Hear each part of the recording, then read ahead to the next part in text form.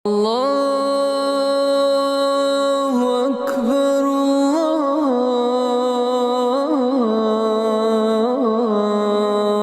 Akbar. Bismillahirrahmanirrahim. Alhamdulillahi Rabbil alamin. Wassalatu wassalamu ala rasulina Muhammadin wa ala alihi wa ashabihi ajma'in. Assalamu alaikum, құрметті жамағат. Аллах тағала қасиетті жұма күні мешітке жақыннан алыстан бас келген қадамдарыңызға сауаптан жазсын. Қазақстан мұсылмандары діни басқармасы бекіткен жұма уағызының тақырыбы діндегі ұстамдылық. Осы тақырыпта Алла жазса сөз қозғайтын боламыз. Діндегі ұстамдылық деген кезде, ұстамдылық деген сөз көп қолданыста болмағаннан кейін мағынасы түсініксіз болуы мүмкін. Сол үшін ең біріншіден ұстамдылық деген сөздің мағынасына тоқталатын боламыз. Ұстамдылық деген сөздің мағынасы бұл нәпсінің жетегінде кетпей, ақыл мен иманға сүйеніп, жүректі күнәдан таза ұстап, көркем мінезге тәрбиелеу деген мағынаны білдіреді. Бұны шариғат мәтіндерінде әл-айффа деп айтады. Әл-айффа, яғни сөздік мағынасы бұл алыс болу, сабырлық таныту, таза болу деген мағыналарды білдіреді. Яғни таза болу, арсыз нәрселерден, күнәлі істерден, ұнамсыз нәрселерден таза болу деген мағыналарда қолданылады. Немесе бұл сөздің мағынасын былай деп келтіреді: адамның өз бойындағы күнәлі істерге деген құштарлығын тежеуі. Адамның бойында күнәлі істерге, нәпсінің шахваттарына, ләззаттарына деген құштарлық болады. Сол құштарлықты адам тежей білуі бұл қасиетті ұстамдылық деп айтады. Осы ұстамдылық жайында бүгін сөз қозғайтын боламыз. Біріншіден, ұстамдылықтың маңызы жайында айтамыз. Исламда ұстамдылыққа өте қатты мән береді. Өйткені бұл иманмен өте тығыз байланысты. Адамның бойында ұстамдылық болатын болса, адам әрқашан өзін күнәлі істерден, арсыздықтардан сақтап отырады, тежеп отырады. Әрқашан ақылмен, иманмен ойлап, одан кейін барып, нәпсісін тежеп, бір іс-әрекет жасайтын болады. Ал адам ұстамды болмайтын болса, ол нәпсінің жетегінде кете береді. Нәпсісі не айтатын болса, соны істейтін болады.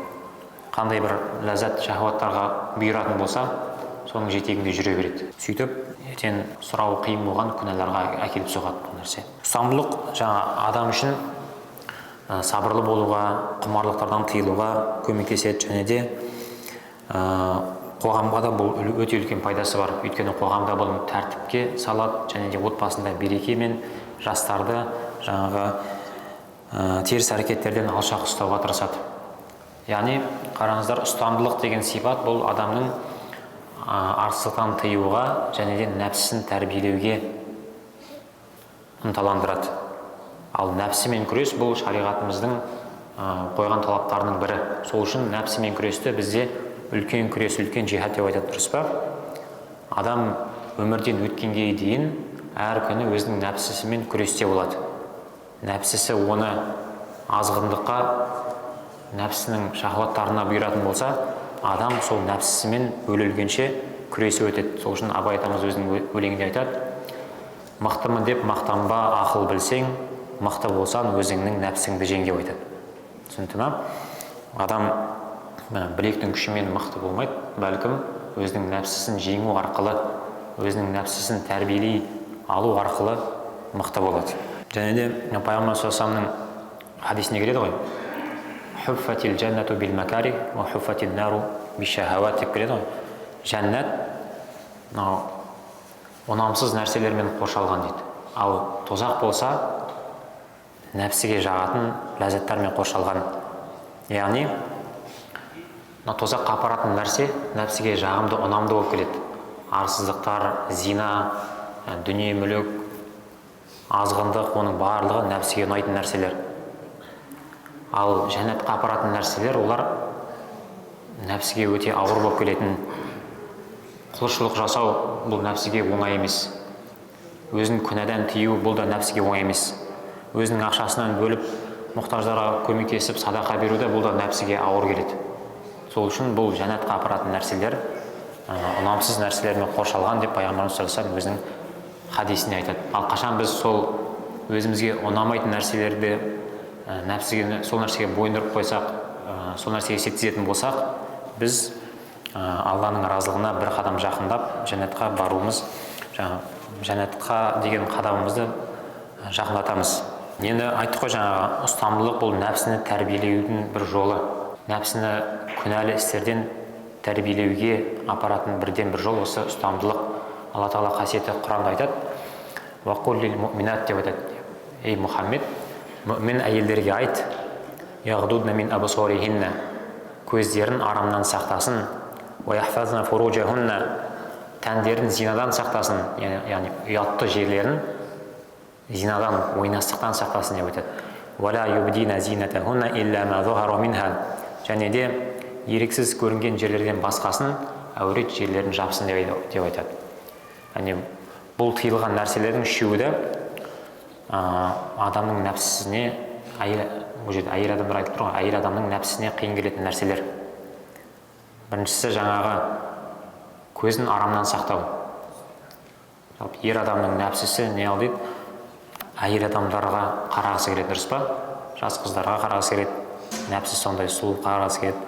Әйел адамның нәпсісі ер адамдарға қарағысы келеді. Осындай арам нәрселерден Алла Тағала көздерін сақтасын деп бұйырып жатыр.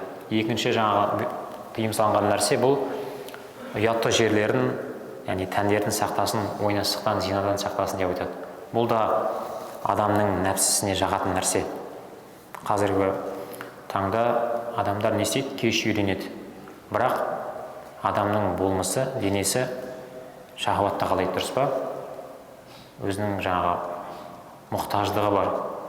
Сол мұқтаждық қалай өтейді? Үйленбегеннен кейін зинаға барады, ойнастыққа барады. Қазіргі заманда бұл өте кең таралған нәрсе. Жаңағы жеңіл жүрісті адамдарға бару, боди массаж деп айтады. Бұл нәрсе өте қатты дамып, тіпті әлеуметтік желілерде сол нәрсені ұялмай айта беретін болған, сондай дәрежеге жеткен, яғни арсыздықтың дәрежесі. Міне осы нәрседен Алла Тағала не дейді? Сақтаныңдар деп айтады. Үшінші нәрсесі, Алла Тағала тыйған бұл еріксіз көрінген жерден басқа әурет жерлерін жауып жүріңдер деп айтады. Яғни әйел адамға бұл беті мен қолынан басқа әурет жерлерін жауып жүрсін деп Алла Тағала бұйырады. Бұл да әйел адамның нәпсісіне ауыр келетін нәрсе. Әйел адам өзінің сұлулығын, шашын, басқа жерлерінің сұлулығын көрсетіп жүргісі келеді. Нәпсісіне ауыр тиеді, дұрыс па? Сол үшін көп адамдар, әйел адамдар бірдеңелер сылтауратып, хиджаб киюден бас тартады. Бұл қазақтың дәстүрі емес деген орынсыз сылтауларды айтып, сылтауратып, бұл Алланың бұйрығынан бас тартып жатады. Бірақ негізі бұрынғы әжелеріміз ешқашанда бөтен ерлердің арасында шаштарын ашып, немесе сандарын жылтыратып ешқашан жүрмеген. Яғни осы нәрселерді, Алла Тағала бұйырған нәрселерді орындау арқылы біз ұстамдылық танытып, өзіміздің нәпсімізді тәрбиелейміз. Және де Пайғамбар саллаллаху алейхи ва саллям өзінің хадисіне былай деп айтады: «Мән ядман ли ма байна лахйайхи ва ма байна риджлайхи адману лахул джанна» деп айтады. Кімде-кім маған екі жағы мен екі аяғының ортасындағы нәрсеге кепілдік беретін болса, мен оған жәннатты кепілдік етемін деп айтады. Бұл да адамның нәпсісіне ауыр тиетін нәрселер. Екі жағының ортасындағы нәрсе, яғни тілін айтып жатыр. Тілдің жасайтын күнәлар өте көп. Тілдің апаттары өте көп. Кейбірде адам өзі байқамайды, бірақ күнә жасап қояды. Ғайбат айтып қояды, өсек айтып қояды. Тілімен біреудің абыройына, ар-намысына тиеді. Біреуді мазақ қылып, шектен шығып, біреудің намысына тиеді. Өтірік айтады, өтірік ант ішеді, мазақ қылады, немесе арам болған арсыздыққа шақыратын өлеңдерді айтады. Бұның барлығы тілдің апаттарынан. Осы нәрселерден Пайғамбар саллаллаху алейхи ва саллям айтып отыр: кім осы нәрсеге жоламаймын деп кепілдік беретін болса, және де екі санның ортасындағы нәрсеге, яғни ұятты жеріне кепілдік берсе, арсыздық жасамаймын, зина жасамаймын деп, ойнастыққа бармаймын деп кепілдік беретін болса, Пайғамбар саллаллаху алейхи ва саллям айтады: мен ол кісіге жәннатты кепіл етемін деп айтады. Демек, осы нәрселерден мұсылман адам ұстамдылық танытып, нәпсісін тәрбиелеп, бұндай арсыздыққа жоламау керек. Енді ұстамдылықтың мән мағынасы мен маңыздылығын айттық, Енді ұстамдылық қандай жағдайларда көрініс табады, осы нәрсеге тоқталатын боламыз. Біріншісі, ұстамдылық көрініс табатын жер бұл күнәлі істерден өзін сақтау. Адам баласына құлшылық парыз болған секілді, 5 уақыт намаз, Рамазан айында ораза парыз болған секілді, адам арам болған нәрселерден өзін бойын аулақ ұстау адамға парыз, міндет. Біздің міндетіміз арам болған нәрседен бойымызды аулақ ұстау. Өтірік айтпау, біреуді алдамау, қиянат жасамау, арақ ішпеу, зина жасамау деген секілді осындай арам істерден адам өзінің бойын аулақ ұстайтын болса, мүлдем жоламайтын болса, міне сол адамның бойында ұстамдылық деген сипат орнаған деген сөз. Оның жаңа ұстамдылықтың бірден бір көрінісі Құранда Алла Тағала Юсуф пайғамбардың қиссасын келтіреді. Юсуф пайғамбарды білесіздер, иә? Жаңа әкесі қатты жасы көретіндігін көре алмай, қызғанып, бауырлары бір құдыққа тастайды. Сөйтіп, жанынан өтіп бара жатқан керуен Юсуф пайғамбарды алып, сатып жібереді да, Юсуф пайғамбар бір патшаның сарайына келеді. Сол патшаның сарайында, патшаның әйелі Юсуф пайғамбар өте сымбатты, келбетті болған. Сол ғашық болып, Юсуф пайғамбарды ойнастыққа шақырады. Құранда келеді ғой. Деп есіктерді жауып, Юсуф пайғамбарға бергел деп айтты дейді. Яғни ойнастыққа шақырады. Сол кезде Юсуф пайғамбар ұстамдылық танытып, харамнан бойын аулақ ұстап, арсыздықтан тыйылған. Міне ұстамдылықтың бірден бір көрінісі осындай. Өмір болғаннан кейін бізде де көптеген жағдайлар болады. Арамға шақыратын кездер болады. Бір жеңіл ақша лево деп айтады ғой. Сондай шықпатын жағдайлар болады. Сол кезде жаңағы адам нәпсісіне беріліп кететін болса, дүние құмарлығы басым болатын болса, сол арам жолға беріліп кетеді. Ал егер ұстамдылық танытатын болса, Алланың разылығын алға қоятын болса, аз тапсам да табысым берекелі болсын деп, сол нәрседен бас тартатын болса, демек ол адамның бойында ұстамдылық қасиеті бар деген сөз. Енді ұстамдылық көрініс табатын екінші нәрсе бұл көзді күнәдан сақтау. Жаңа аятта келтірдік қой, Алла Тағала мұсылман әйелдерге көздеріңді арамнан сақтаңдар деп бұйырды ғой. Бірақ бұл тек әйелдерге қатысты емес, Алла Тағала басқа аятта ер адамдарға да соны бұйырады. وَقُلْ لِلْمُؤْمِنِينَ يَغُضُّوا مِنْ أَبْصَارِهِمْ وَيَحْفَظُوا فُرُوجَهُمْ ذَلِكَ أَزْكَىٰ لَهُمْ деп келеді. Мүмін ер адамдарға, яғни иман келтірген ер адамдарға айт, көздерін сақтасын деп айтады. Және тәндерін, яғни ұятты жерлерін сақтасын деп айтады. Демек біздің де міндетіміз көзімізді жалтақтатпай, басқа әйелдерге қарамай, бөтен қыздарға қарамай, көзімізді сақтау. Бұл да біздің міндетіміз, жақсы ма? Бір рет байқамай қарап қойсаң, ештеңе етпейді, бірақ қайта-қайта қарап, немесе бір рет қарауға болады ғой деп, дұрыстап қарап алайын деп, ол да болмайды, түсінікті ма? Ол да нәпсінің қалауларынан, шахваттарынан. Адам сол шахваттарға беріле беретін болса, өзінің нәпсісіне тәрбиелей алмай қалады. Нәпсінің жетегінде жүре беретін болады. Күнә істерге қалай бар қойғандығын білмейтін дәрежеге жетеді. Үшінші нәрсе, ұстамдылық көрініс табатын нәрсе бұл өзгенің мүлкіне қызықтау. Әсіресе қазіргі заманда өте кең тараған нәрсе бұл басқа адамның байлығына, басқа адамның дүние мүлкіне қызығып қарау. Өйткені барлық жерде, әлеуметтік желіде адам не істейді, өзінің бар нәрсесімен мақтанады. Менің көлігім бар, осындай үйім бар, осындай шетелге бардым деп, барлығы өзінің жақсы нәрселермен мақтанады. Ешкім өзінің бір осыншама қарызым бар деп салып жатқан адамдарды көрмейсің, дұрыс па? Әйтеуір қарызға кредит алып жатса да асырып, оны сол нәрсемен мақтанады. Сөйтіп, басқа адамдар не қате ойда болады. Неге менде ондай жоқ? Мен неге бұндай бақытсызбын деген секілді шайтан жаман ойлар салады. Бірақ бұл не? Адамның білімсіздігінен.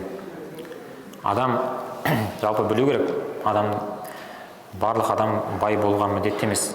Екіншіден, байлық деген нәрсе, егер сіздің жеп ішетін тамағыңыз болса, киетін киіміңіз болса, жататын орныңыз, яғни баспанаңыз болса, тіпті сіздің өзіңіздің баспанаңыз болмаса да, жалдап тұрсаңыз да, бірақ сол нәрсеге шамаңыз жететін болса, сіз бай адамның қатарындасыз. Түсінікті ме?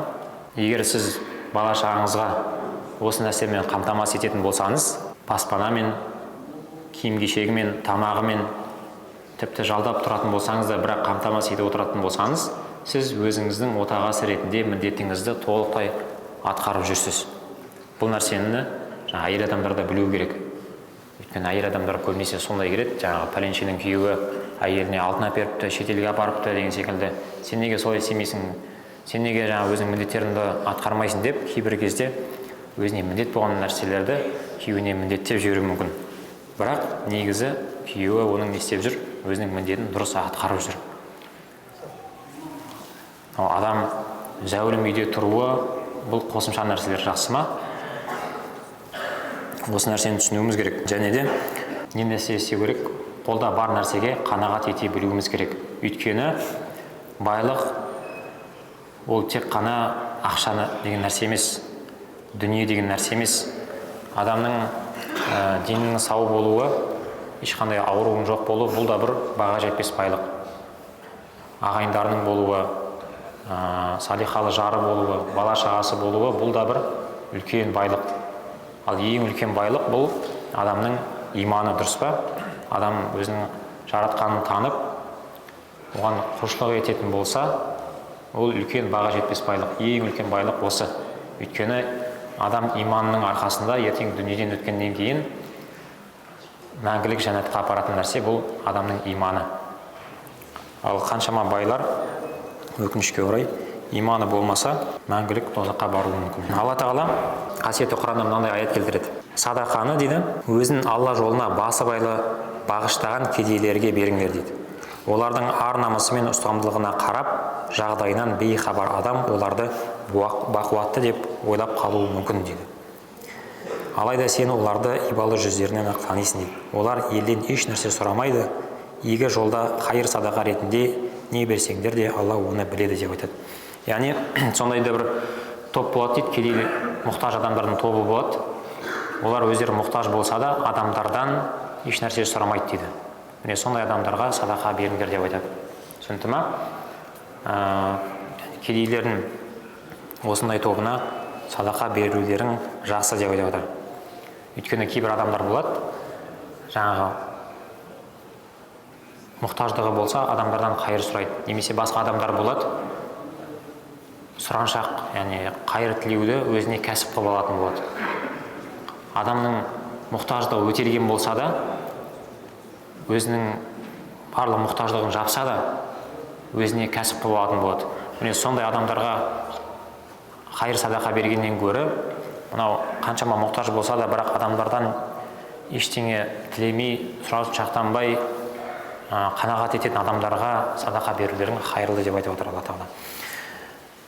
Пайғамбар саллаллаху басқа адамның дүние мүлкіне қол сұқпау жайында, қызықпау жайында бір хадисіне былай деп айтады.